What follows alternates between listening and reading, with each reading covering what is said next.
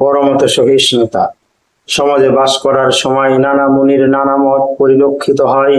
প্রতিকূল মতের সাথে একটা সামঞ্জস্য বজায় রেখে চলতে হয় মানুষকে শান্তি বজায় রাখার জন্য। সামঞ্জস্য না হলে হয় আদেশ ও উপদেশের মাধ্যমে মত পরিবর্তন করে সঠিক মত প্রতিষ্ঠা করার চেষ্টা করতে হবে, না হয় বিরোধী মত চোখ বুঝে সয়ে নিতে হবে এবং মনে প্রাণে সেই মতকে ঘৃণা জেনে তা হতে দূরে থাকতে হবে।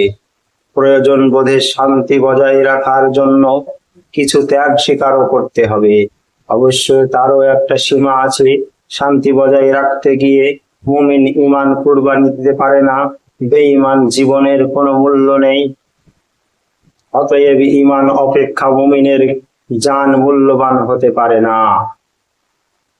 বলো বন্ধু, কেউ যদি তোমাকে বলে যে তোমার গায়ের শালটা আমাকে ভালো লাগে, তোমার গায়ের শালটা আমাকে ভালো লাগে না, শালটা খুলে দাও, নচেত আমাদের সাথে তোমার হবে না। তুমি তোমার প্রয়োজনে শাল খুলে দিয়ে সমাজকে মানিয়ে নিয়ে শান্তি প্রতিষ্ঠা করতে পারো।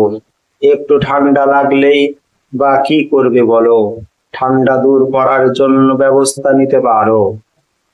পরক্ষণে জামা খুলতে বললে এবং পরিশেষে গেঞ্জিটাও খুলতে বললে তাও হয়তো শান্তির কথা ভেবে মেনে নিতে পারো। কিন্তু তাতেও ক্ষান্ত না হয়ে যদি তোমাকে তোমার পায়জামা বা আন্ডার প্যান্টটাও খুলে দিতে বলে, তাহলে তুমি কি করতে পারো বলো? তারপরেও যদি কেউ তোমার জান চায়, তাহলে কি করবে তুমি বলো? তোমার রক্ত দিয়ে যদি কেউ আনন্দের হোলি খেলতে চায়, তোমার চামড়ার জুতো বানিয়ে যদি কেউ ফতগিরি দেখাতে চায়, তাহলে তার সাথে শান্তি বজায় রাখবে কিভাবে বলো? অবশ্যই আত্মরক্ষার জন্য ঈমান গোপন রেখে মুমিন জান বাঁচাতে পারে। যদি কাউকে জোরপূর্বক কুফরি অথবা শিরকের ওপর মজবুর করা হয়, তাহলে যদি তাতে সে মুখ ও অন্তরে সম্মত রাজি হয়ে যায়, তবে সে মুরতাদ ও কাফের। কিন্তু হত্যা বা কষ্ট ও নিপীড়ন থেকে বাঁচার জন্য যদি সে শুধুমাত্র মুখে বাহ্যিকভাবে সম্মত হয় এবং অন্তর আল্লাহর ঈমান ও ভক্তিতে পরিপূর্ণ ও অবিচলিত থাকে, তাহলে সে কাফের হবে না। মহান আল্লাহ বলেন, মান কাফারা বিল্লাহি মিন বাদি ঈমানিহি ইল্লা মান উকরিহা ওয়া কলবুহু মুতমাইন্নু বিল ঈমান ওয়ালাকিন মান শারাহা বিল কুফরি সাদরান ফাআলাইহিম গাযাবুন মিনাল্লাহি ওয়া লাহুম আযাবুন আযীম। অর্থাৎ কেউ ঈমান আনার পর আল্লাহর প্রতি কুফরি করলে এবং কুফরির জন্য হৃদয় উন্মুক্ত রাখলে তার উপর আল্লাহর ক্রোধ আপতিত হবে, আর তার জন্য আছে মহাশাস্তি। তবে যাকে কুফরিতে বাধ্য করা হয় কিন্তু তার চিত্ত ঈমানে অবিচলিত থাকে, তার কথা ভিন্ন। সূরা নাহাল 106 নম্বর আয়াত। অন্যায়ের সাথে আপোষ করে শান্তির কোনো মূল্য নেই।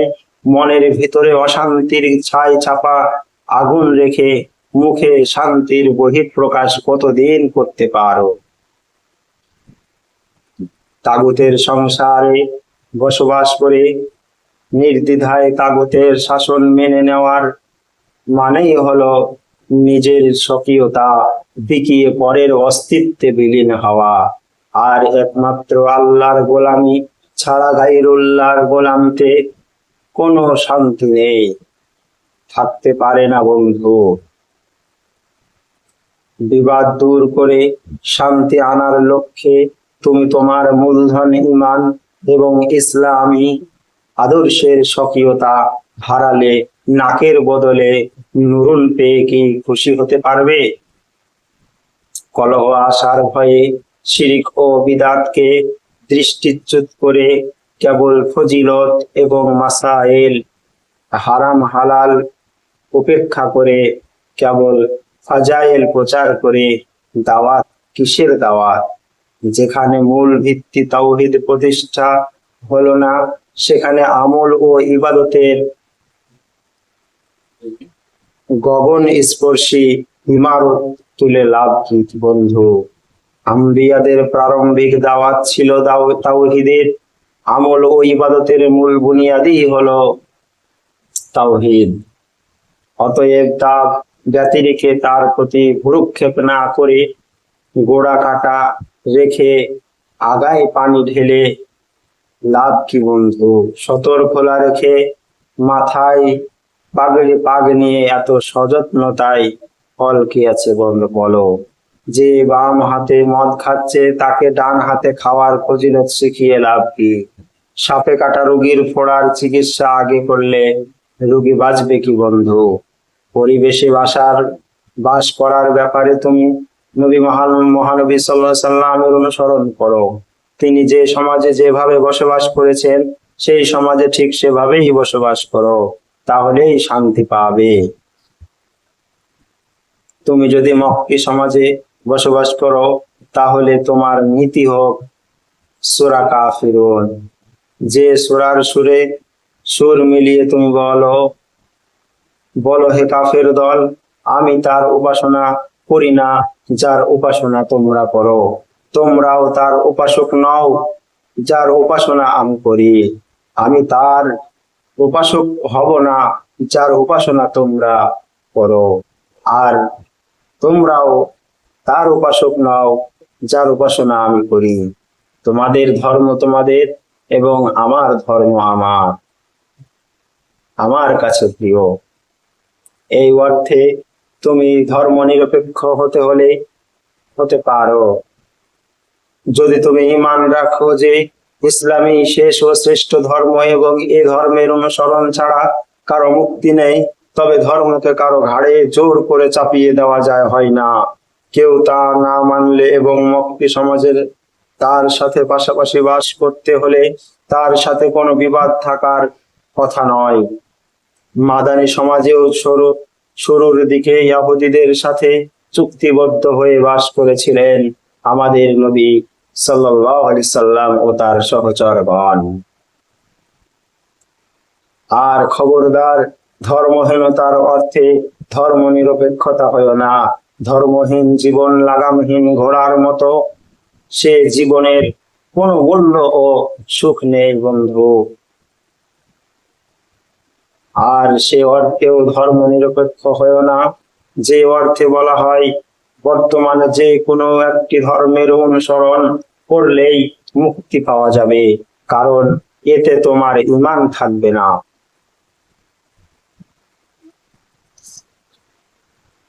মক্কি সমাজে বাস করলেও হীনমন্যতার শিকার হয়েও না। নিজের সুন্দর চরিত্র নিয়ে মাথা উঁচু করে মুসলিম বলে পরিচয় দিতে গর্ববোধ করো।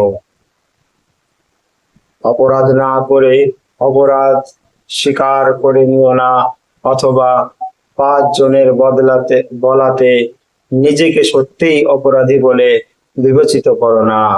যারা হিংসা ও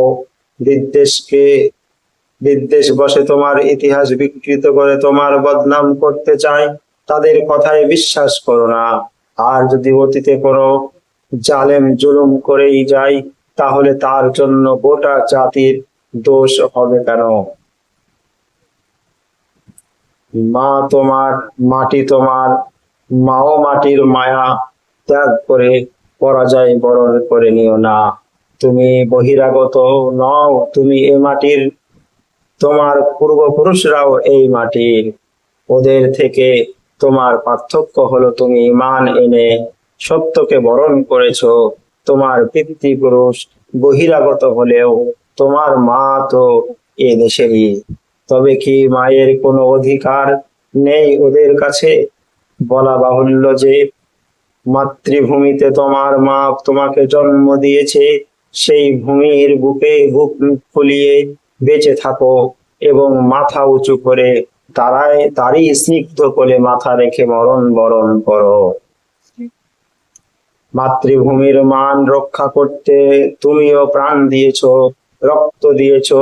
অতএব তাতে তোমারও সমান অধিকার আছে। এ কথা অবুঝদেরকে বুঝিয়ে তোমার নিজের অধিকার নিজে প্রতিষ্ঠা করে নাও। তুমি তোমার আখলাক চরিত্রে অপরকে মুগ্ধ করে একথা প্রমাণ করে দেখিয়ে দাও যে তুমি পৃথিবীর সর্বোৎকৃষ্ট আদর্শের অধিকারী। তুমি কারো শত্রু নাও, তুমি সন্ত্রাসী নাও বা দেশদ্রোহী নাও। দেশের নাগরিক হিসেবে যে অধিকার সকলে পাবে, তুমিও তা পাওয়ার অধিকারী। রুটি, কাপড়া, মাকান, নিরাপত্তা পাওয়ার অধিকার প্রত্যেক দেশবাসীর। যেমন নিরাপত্তা প্রতিষ্ঠা করার দায়িত্ব আছে দেশবাসীরও। ইসলামের প্রতি আরোপিত মিথ্যা, অপবাদ ও সন্দেহ দূর করো। না জেনে মানুষ অপরের প্রতি কুধারণা রাখে। সন্দেহ কুধারণার অবসান ঘটলে মানুষ সেই অজানাকে ভালোবাসতে লাগে। মানুষ একে অপরকে না জেনে আপোষে বিদ্বেষ ভাব রাখে। এতক্ষণ সত্যের সন্ধানে বই থেকে পাঠ করা হলো।